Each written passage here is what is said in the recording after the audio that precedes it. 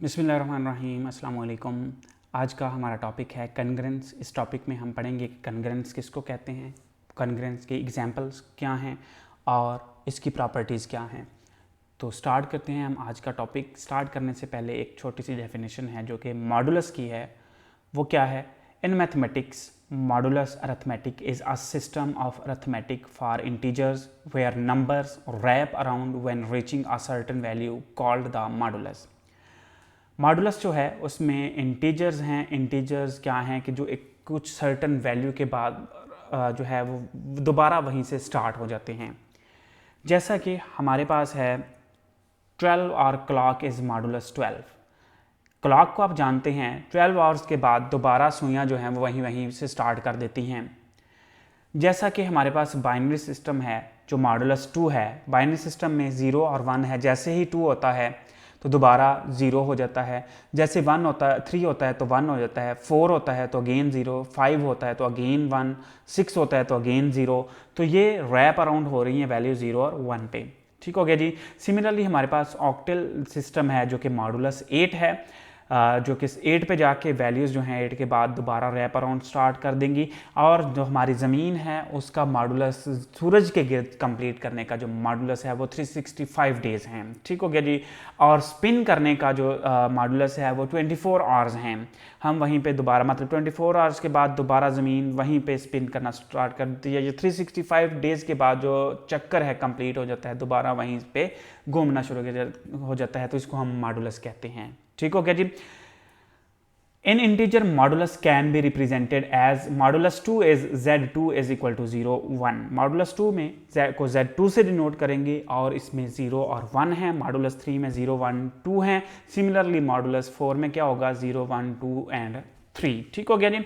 Similarly जो हमारे पास z5 है दैट इज 0 1 2 3 4 है, और सो ऑन मॉडुलस जो n होगा 0 1 2 3 4 एंड सो ऑन n-1 होगा। ठीक हो गया जी। तो स्टार्ट करते हैं हम कन्ग्रेंस की डेफिनेशन को। Let a and b are any integers and m be a positive integer. a और b कोई से दो इंटीजर्स हैं और m एक पॉजिटिव इंटीजर है। Then a is congruent to b modulus m if m divides a minus b। तो a और b कन्ग्रेंट होंगे मॉडुलस m में अगर a डिवाइड करता है a माइनस बी को, अगर सॉरी m डिवाइड करता है a माइनस बी को। अगर m इज मॉडुलस, अगर वो डिवाइड करे a माइनस बी को। डिवाइड करने का मतलब ये है कि अगर हम a माइनस बी को डिवाइड करें m पे, रिमाइंडर जो है वो 0 आए। ठीक हो गया जी। It is denoted by a is congruent to b mod m. This is the sign of congruent. A is congruent to B mod M. इसको हम लिखते हैं M divides A minus B. This is the sign of divides. As an example, 7 is congruent to 3 mod 4. कैसे पता चला? क्योंकि 4 divide करता है 7 माइनस 3 को। क्योंकि 7 माइनस 3 4 होता है तो 4 डिवाइड करता है 4 को। 8 is congruent to minus 58 mod 11। कैसे पता चला? क्योंकि 11 डिवाइड करता है 8 माइनस माइनस 58। तो 8 minus minus 58 minus into minus is plus. 8 plus 58 is 66। 11 divide करता है 66 को। 20 is congruent to 13 mod 7 as 7 divides 20 minus 13. Minus 9 congruent to 25 mod 17 as 17 divides minus 9 minus 25. Minus 9 minus 25 is minus 34. तो 17 divides minus 34। जब minus 34 को 17 पे divide करेंगे reminder 0 आएगा। Similarly minus 3 is congruent to minus 43. Similarly 8 is congruent to minus 36 mod 11 as 11 divides 8 minus 36. Okay, so these are some examples of congruence. और भी बहुत सारे एग्जाम्पल्स हैं और भी हम लिख सकते हैं। Let a and b properties of integer congruence जो है वो हम स्टार्ट करने लगे हैं. Properties of congruence. let a b c d are any integers and m is positive integer, then number 1 property क्या है? अगर a congruent b mod m हो तो b congruent a mod m होता है. As an example, 13 is congruent to 5 mod 14 as 14 mod 4 as 4 divides 13 minus 5. तो then 5 is congruent to 13 mod 4 as 4 जो है वो डिवाइड करता है 5 minus 13 को.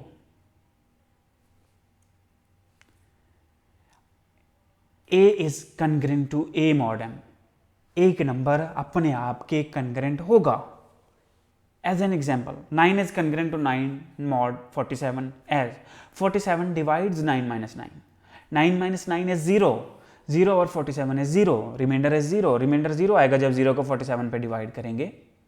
तो एक नंबर अपने आप के congruent होता है.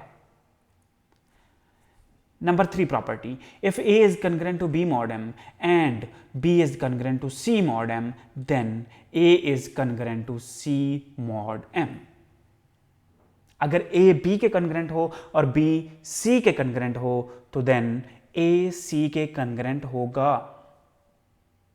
As an example, 15 is congruent to 5 mod 10. 5 is congruent to minus 45 mod 10. ये हमने ली एक एग्जाम्पल कि A is congruent to B. A की वैल्यू जो है वहाँ यहाँ पे 15 है, B की वैल्यू 5 है, M की वैल्यू 10 है. तो 5 is also congruent to minus 45. तो minus 45 is C. Then we have A is congruent to C means 15 is congruent to minus 45. क्योंकि 15 minus 45 जो है वो 60 होगा. 15 minus 45 is 60. तो 10 डिवाइड करता है 60 को. Okay, next property. If A is congruent to B mod m, then A plus C is congruent to B plus C mod m. अगर A और B congruent हों, हम एक ही नंबर को दोनों तरफ ऐड कर दें तो जो आंसर आएगा वो दोनों नंबर्स भी congruent होंगे. As an example, 5 is congruent to 3 mod 6. ये है हमारे पास क्योंकि 5 minus 3 is 12, तो 6 डिवाइड करता है 12 को. देन दोनों तरफ मैंने 7 को ऐड किया. 15 plus 7 is 22, 3 plus 7 is 10. तो 15 plus 7 22, ये 22 कन्ग्रेंट होगा 10 के, क्योंकि 22 minus 10 12 आता है. तो 6 डिवाइड करता है 12 को. एंड लास्ट प्रॉपर्टी जो है वो कन्ग्रेंस की. If A is congruent to B, then A into C is congruent to B into C. अगर A और B कन्ग्रेंट हों तो मैं एक ही नंबर को दोनों तरफ मल्टीप्लाई कर दूं तो भी वो कन्ग्रेंट होंगे. As an example, 25 is congruent to minus 3, क्योंकि 25 minus 3 28 होता है. 28 को डिवाइड करता है 7. मैंने 2 को दोनों तरफ मल्टीप्लाई किया. 25 into 2 50 होगा, minus 3 into 2 minus 6 होगा. तो 50 minus 6 minus plus 50 plus 6 is 56. 56 को 7 डिवाइड करता है. अगर आपका कोई क्वेश्चन हो तो मुझे कमेंट में लाजमी पूछिएगा.